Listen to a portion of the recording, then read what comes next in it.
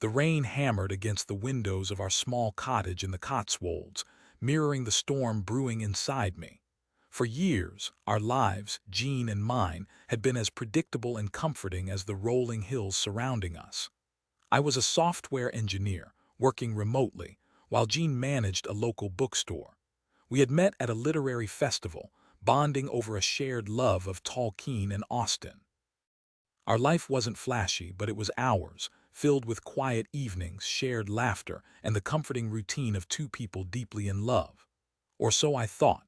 The first crack appeared subtly, almost imperceptibly.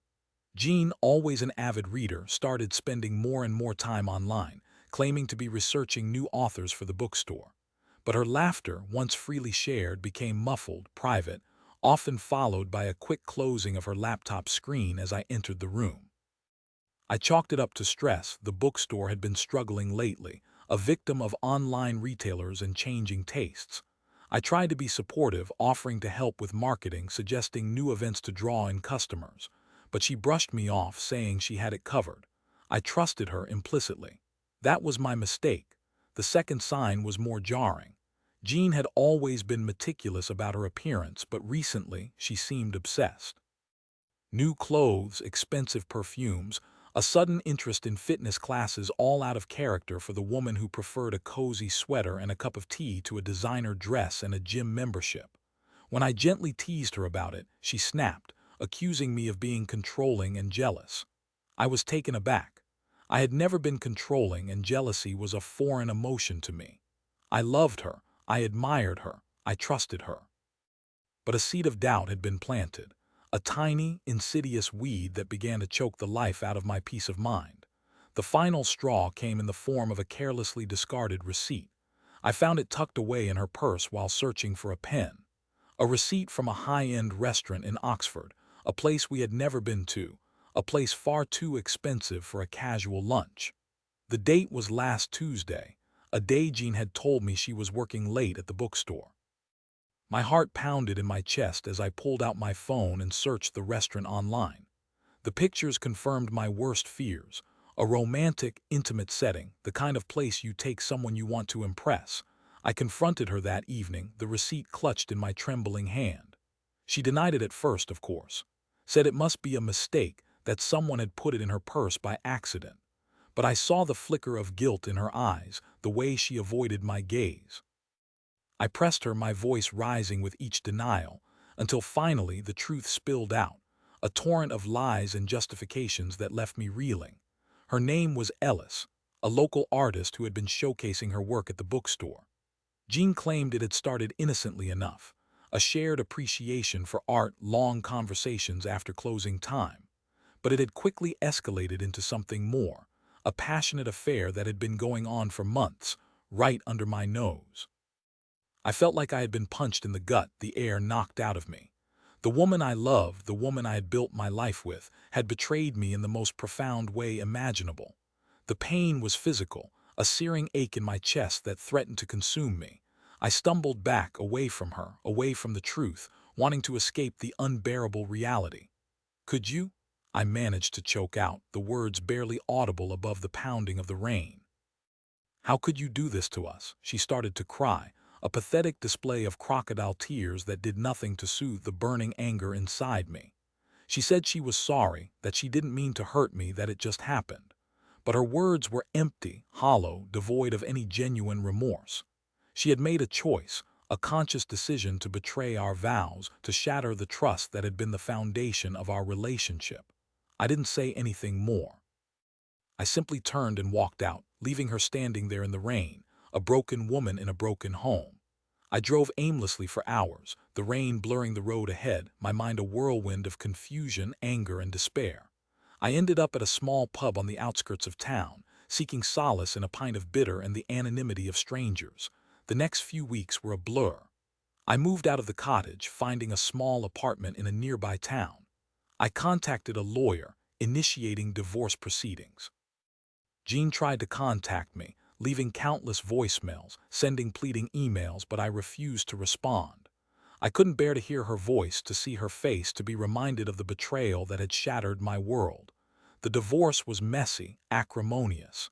Jean fought me on everything, disputing the division of assets, accusing me of being unreasonable. I didn't care about the money, I just wanted to be free of her, to erase her from my life completely. Eventually, we reached a settlement, a compromise that allowed me to move on, to start rebuilding my life. I threw myself into my work, finding a strange solace in the logic and order of code. I spent hours in front of my computer, losing myself in the intricate patterns of algorithms and data structures. It was a way to escape the pain, to silence the voices in my head that constantly replayed the events of the past few months. But the pain was always there, lurking beneath the surface, a constant reminder of what I had lost. I missed Jean, the woman I thought I knew, the woman I had loved with all my heart. I missed our life together, the shared laughter, the quiet evenings, the comforting routine. But I knew that I could never trust her again, that the foundation of our relationship had been irrevocably destroyed. One evening, months after the divorce was finalized, I received an unexpected visitor. It was Ellis, Jean's affair partner. She looked pale and drawn, her eyes red-rimmed from crying. She asked if she could talk to me, and reluctantly I agreed. We sat in awkward silence for a moment, the tension in the air thick and heavy.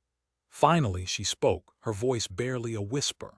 She told me that Jean had left her, that she had moved to London to pursue her art career. She said that Jean had used her, manipulated her, and ultimately discarded her when she was no longer useful. I listened in silence, my heart filled with a strange mixture of pity and satisfaction. Pity for Ellis, who had been just as much a victim of Jean's selfishness as I had been. Satisfaction in knowing that Jean's actions had consequences, that she couldn't simply walk away from the wreckage she had created without paying a price. Ellis went on to say that she felt guilty for what she had done, that she regretted the affair and the pain it had caused. She said that she wanted to apologize, to ask for my forgiveness. I looked at her, at the genuine remorse in her eyes, and something inside me softened. I realized that she was just a young woman who had made a mistake that had cost her dearly. I couldn't forgive Jean, but I could forgive Ellis. I told her that I understood, that I didn't blame her, that I hoped she could find peace. She thanked me, her voice choked with emotion, and then she left, disappearing into the night. I sat there for a long time, thinking about what she had said. I realized that I had been holding onto the anger and resentment for too long, that it was time to let go, to move on with my life. The next day, I started packing. I decided to leave the town, to start fresh somewhere new. I sold my apartment, packed my belongings, and set off on a journey of self-discovery and healing. I ended up in Edinburgh, a city I had always dreamed of visiting. I found a job as a software engineer at a local tech company, and I started to build a new life for myself. I explored the city, immersing myself in its history and culture. I met new people, made new friends, and slowly began to heal. It wasn't easy. There were still days when the pain would resurface, when I would find myself thinking about Jean and the life we had lost. But I refused to let the past define me. I was determined to create a new future for myself, a future filled with happiness, love, and trust. One evening, while attending a concert at a local pub, I met a woman named Bront. She was a musician, a singer-songwriter with a beautiful voice and a warm smile. We struck up a conversation, and I was immediately drawn to her intelligence, her wit, and her genuine kindness. We started dating, and I found myself falling in love again. Bront was everything that Jean wasn't: honest, open, and trustworthy. She understood my past, my pain, and she helped me to heal. She showed me that it was possible to love again, to trust again, to find happiness again. We got married a year later, in a small ceremony surrounded by our closest friends and family. It was the happiest day of my life. I had finally found my soulmate, someone who loved me for who I was, someone who would never betray me. Looking back on my life, I realized that the betrayal by Jean was a turning point, a painful experience that ultimately led me to a better place. It taught me the importance of trust, the fragility of love, and the resilience of the human spirit. It showed me that even in the face of unimaginable pain, it is possible to heal, to move on, and to find happiness again. Jean's betrayal, while devastating, ultimately paved the way for a new chapter in my life, a chapter filled with love, joy, and unwavering trust. I learned that sometimes the greatest losses can lead to the greatest gains, and that even the darkest of storms can eventually give way to the sun. Years later, I received a letter from Jean. She was living in obscurity, working as a waitress in a small town. She wrote to apologize, to express her deep regret for the pain she had caused. She admitted that she had made a terrible mistake, that she had thrown away something precious for a fleeting moment of excitement. She said that she understood why I could never forgive her, and that she accepted the consequences of her actions.